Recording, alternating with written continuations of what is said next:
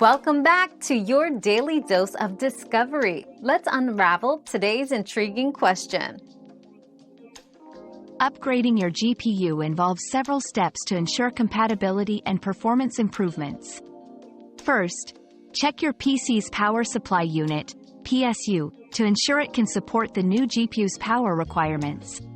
Second, verify that your motherboard has the appropriate slot, typically PCI Express 3.0 or higher, and sufficient space for the new card. Third, uninstall the old GPU drivers before shutting down your computer to replace the card. Lastly, install the new GPU, connect any necessary power cables, and download the latest drivers from the manufacturer's website. This process can significantly boost your PC's graphics performance for gaming or professional applications.